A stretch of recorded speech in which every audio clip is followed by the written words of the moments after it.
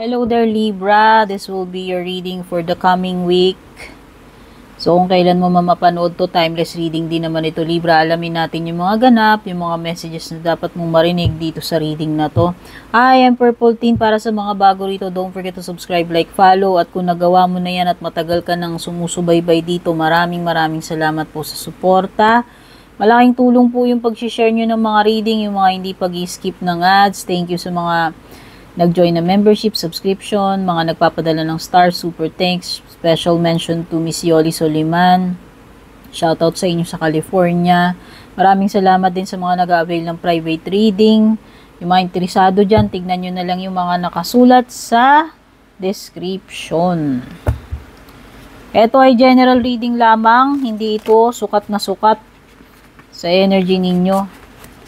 Hindi ko rin kontrolado kung nasasagap na energies ng cards ay past, present, or future. Pagdating sa love life, pwedeng masagap yung ibang energies ng mga tao na nakakonect sa'yo sa person mo. Okay? So, bahala na po kayong tumukoy kung kaninong energy yung binabanggit sa love reading. Kung energy mo ba yan? Energy ni jowa mo? So, yung overall energy mo for this week is believe in the impossible, Libra. Blue Moon. How I wish na meron akong alam sa astrology, Libra, kaso wala. Para naman mas lalo ko pang mapaganda yung reading ninyo. At pagdating sa area ng what to expect, the unexpected, you have faith in your dreams. Waxing crescent moon. And pagdating sa pinaka-outcome netong week na to for you, it's time to take action. New Moon in Aries.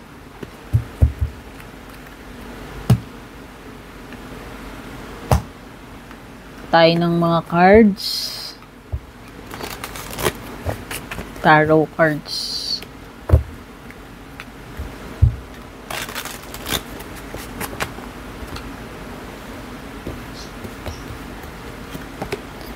Ano pa? You have Queen of Pentacles, Ten of Cups, wow, Page of Pentacles, Knight of Pentacles, and at the bottom of your deck is Four of Wands. So, yung mga signs na nasasagap ng cards dito, whether may connection ito sa nangyayari or mangyayari sa inyo or wala, is may Aries, merong Earth sign, Taurus, Virgo, Capricorn, pwede ring may Water, Cancer, Scorpio, Pisces, and Fire, Aries, Leo, or Sagittarius.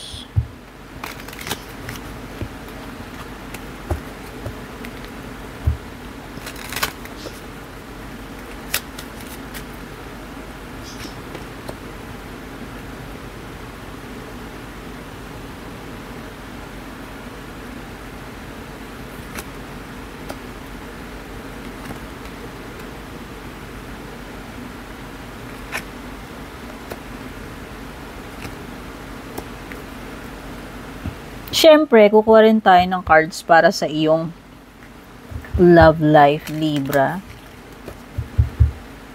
So, yung mga Lenormand cards mo, you have Anchor. And kung mahilig ka sa numbers, sulat mo na lang to. Meron kang 35, 33, 13, 2, at saka 22. So, meron ka ditong Anchor, meron kang Key, meron kang Child, may Clover, at saka Crossroad. So, love life mo, dear, you have Camera. You have Twin Flames, Twin Flame energy.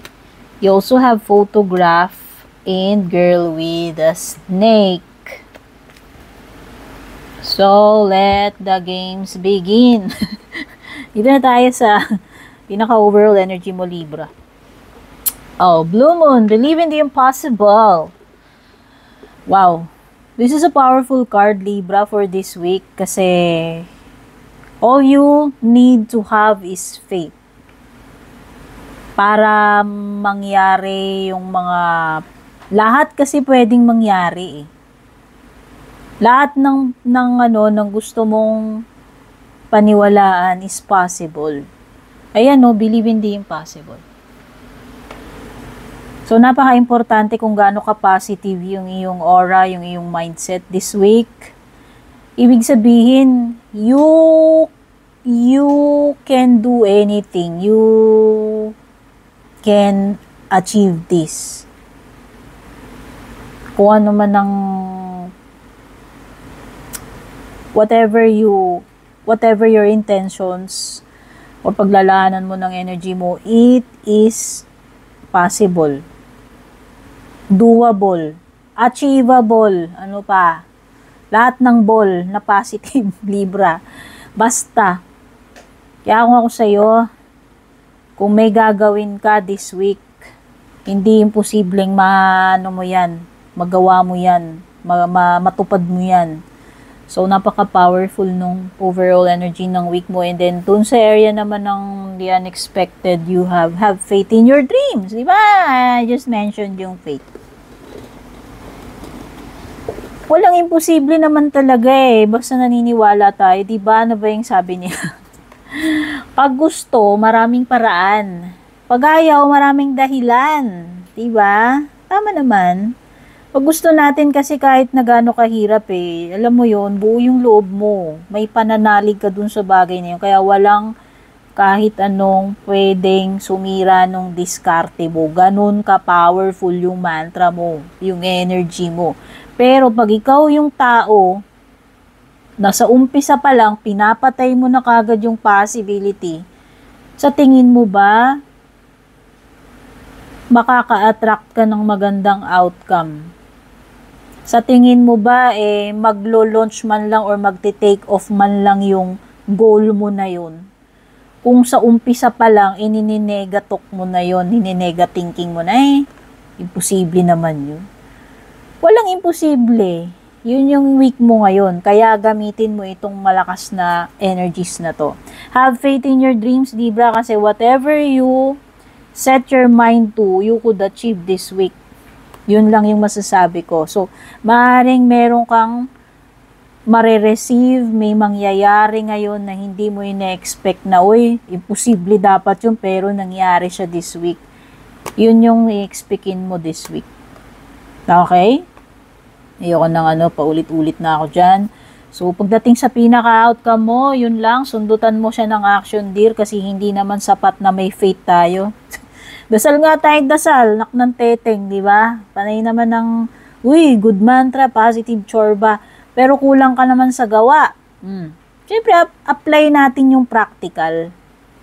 I-apply natin yung realistic, yung logical na meron kang gustong mangyari, ikilusan mo rin this week. Hindi naman pwede yung, gusto mo na lang natupad ang pangarap mo, Libra, nang wala kang ginagawa. Pwede ba yun? O, diba? So, enough of the sermon. At yan yung sinasabi ng card mo na meron ka definitely kailangang gawin bago matapos tong week na to. Sa ayaw at sa gusto mo, may situation dito na kikilusan mo. Okay? Okay. So, punta na tayo dito sa anchor card mo, which is a card ng stability. O, diba? Ang ganda, no? Alam mo, dear, wala akong masabi dito sa mga Lenormand cards mo. Ewan ko lang dito sa mga baba mamaya. Pero, overall, iniscan ko yung baraha mo, wala ako nakitang tsaka. So, ang masasabi ko, this is a powerful reading, a powerful week for you, Libra, wherein kailangan na lang is yung initiation mo, kilos mo, action mo. Andyan, you have card ng stability, permanence. This is something na lasting, whether ito ay career, source of income, a relationship, it will stand the test of time. Hindi yan basta-basta shake. So, matatag to. Okay? Kaya, if you are building something sa ngayon, asahan mo na itong binibuild mo na to, it will stand the test of time. Hindi siya mayayanig basta-basta. Ayan, This is a stable career, income, or relationship. Okay? Ang ganda. So, ngayong week na to, hindi ka matitinag, Libra, kung ako tatanungin mo dyan sa anchor card na yan. Solid na solid ka ngayon. Alam mo yan, at meron ka ring susi dito, which is a potential na meron ka na namang madidiscovery bago, Libra. Bagong kaalaman, bagong wisdom, bagong skill. Maaaring ito na yung sagot sa katanungan mo, Libra, na ma-unlock netong susi na to. Oh, kaya kung naghihintay ka ng confirmation ng kasagutan, ito na yun. Wow, yung iba sa inyo may ma-unlock kayo ditong destiny ninyo, Libra, promise. Kaya yung iba dito na hindi nyo pa na-unlock itong destiny ninyo, itong path ninyo, ito na yun. Magkakaroon ng senyales at malalaman mo na yan na yun. Basta, malalaman mo na lang na yan yun, tinutukoy. Yung iba dito merong mag-o-open up sa inyo, may magre-reach out. Yung iba dito makakahanap kayo ng solution dito sa problema ninyo or merong secret na marireveal. Okay, yun naman yung mga indications ng susi. Basta merong something na bubuksan eh. Merong, may mabubuksan, may ma-unlock dito. Kung ano naman yung tinutukoy na yan. At merong mga bagay dito tungkol sa pagsisimula. Wow! Yung iba sa inyo dito, it's a new chapter in your life. Sa love life mo man yan, sa career mo. Meron ditong something tungkol sa bata. You could be dealing with the person na mas bata sa'yo. Ewan ko. Pero basta, vice versa, kung sino man yung mas bata sa inyo. Or mas bata tignan. Pwedeng kasing edad mo, pero magkasing edad kayo, pero parang mas bata tignan kung sino man sa inyo to. Or pwedeng literal talaga na mas bata siya sa age. O baka kayo to mismo, Libra, baka baby face kayo, you don't look your age, siguro, no? Ayan. Ito ay energy ng pagsisimula eh. So, pwedeng iba sa inyo dito, meron kayong bagay na sisimulan this week at napakasaya ninyo. Makikita ko, ang ganda ng energy mo, Libra. Sorry naman. Ang saya-saya, ang aliwalas. Punong-puno ka ng optimism dito. Para kang bata, literal. Huh? Diba, alam mo yung bata na, uy, nakapaglaro ako doon sa swing, sa slide, tas may lollipop ako, cotton candy. Parang ganun. Saya-saya mo lang dito, basta. This is a playful and very innocent kind of energy in you, Libra, na sumisingaw this week. Tapos ito, may swerte ka pa with the clover card. Kaya kung ano man itong gusto mong itry, simulan mo na yan, Libra, kasi binabakapan ka ni universe. No? There is luck, there is opportunity, andyan yung mabibigyan ka ng chance uli, which is ito, beginning at saka chance. Nandyan yung pag-asa, andyan yung happiness. O, dalawang card ng happiness, dalawang card ng beginning. Okay? Sa crossroad naman, this is parting ways for some of you. Pwedeng something talaga related sa destiny mo, dear eh. Meron ka talagang ma-unlock dito, napaka-heavy nito. Pero this is very positive, Libra. Wala akong nafe-feel na energy ng negative dito eh. Ang ganda, napaka-powerful kasi meron kang matutuklasan eh. Na yung pala yung destiny mo, yun talaga yung path na para sa'yo. Kaya yung iba sa inyo dito, maaaring successful na kayo or nakapag-start na kayo ng career ninyo, pero parang darating at darating kayo dito sa point na to wherein may iba kang path na tatahakin or gustong i-pursue. Which is yun na nga. So, this is a card ng pagdi-decide, pag-choose ng path, panibagong direksyon. Okay, magkakaroon ka ng opportunities dito, iba-ibang possibilities yung pwede, pero mamimili at mamimili ka eh. So, this is a major decision. Kung ako tatanungin, pwede rin namang separation or parting ng ways. So, next naman, tignan natin yung iyong tarot cards.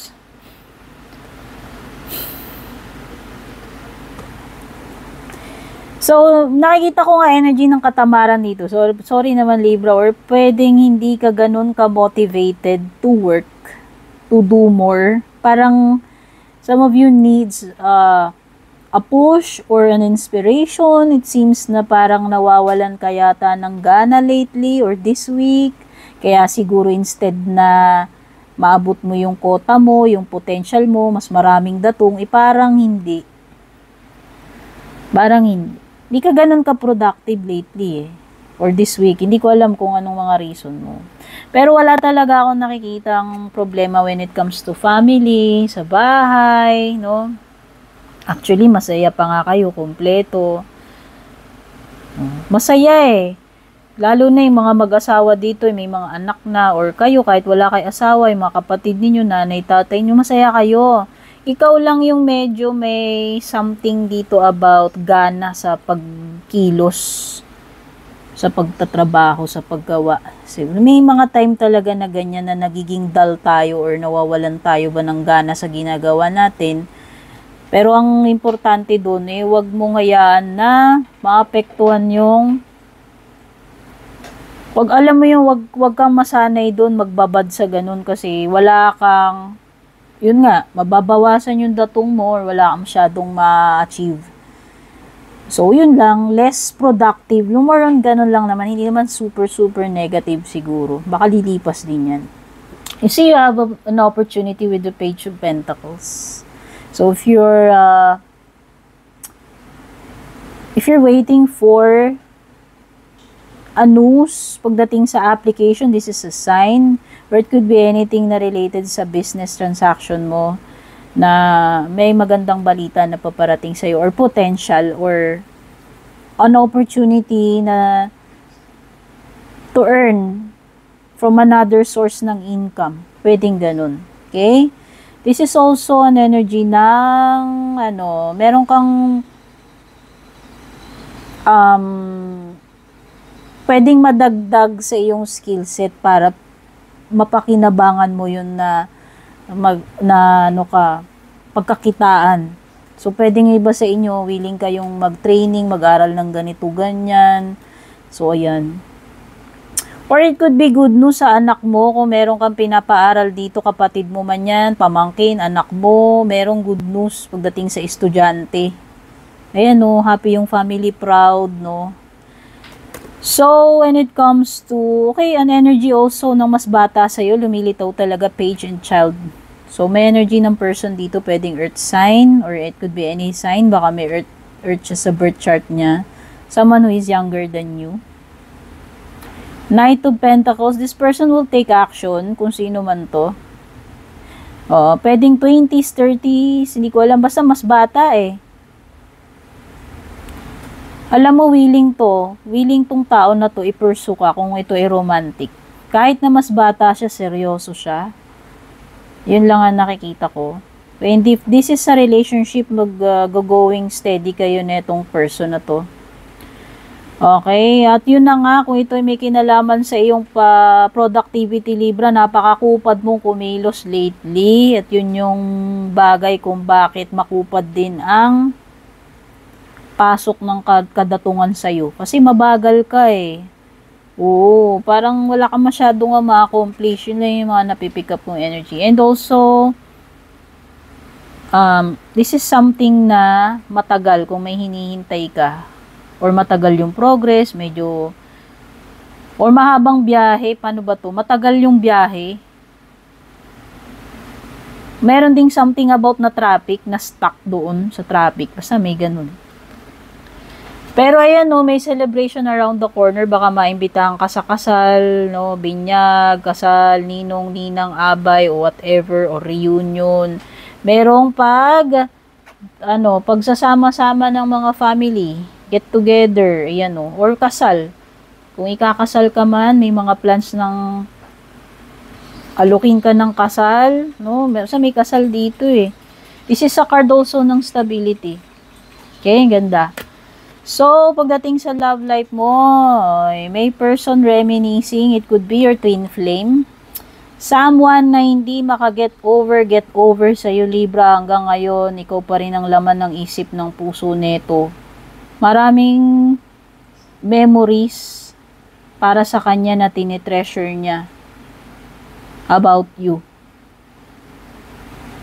Kaya lang ikaw kasi parang natuto ka na dito sa past na to eh. It could be na ayaw mo na rin siguro or wala ka ng balak bumalik dito sa person na to. Pero ang gusto lang sabihin itong mga cards mo is love ka pa rin at hindi ka pa rin niya nakakalimutan. Laman ka pa rin ng isip niya yan, no? Tinitignan-tignan ka pa rin niya yung mga picture mo, naalala niya pa yung mga memories nyo. This person is fantasizing about you. Pwedeng twin flame mo siya. Siya yung iyong, kayo ay yin yang. Oo. Hindi ko alam kung ano nangyari sa inyo. Okay. So, na-bad trip ka dito kasi feeling mo, this person is a narcissist. Or feeling mo, ginamit ka lang niya or tinake advantage ka niya at ikaw ay gumawa ng Great Wall of China between this person kasi ayaw mo na. Ayaw mo na makipag-deal with this person. Pero sorry lang, patay na patay pa rin siya sa'yo ngayon. So, yan yung mga na-pick up ko for you, Libra. Don't forget to leave a like, a comment dyan, pa-share na rin tong reading. God bless, take care, babush! And kung balak nyo pong mag-book or mag-inquire ng personal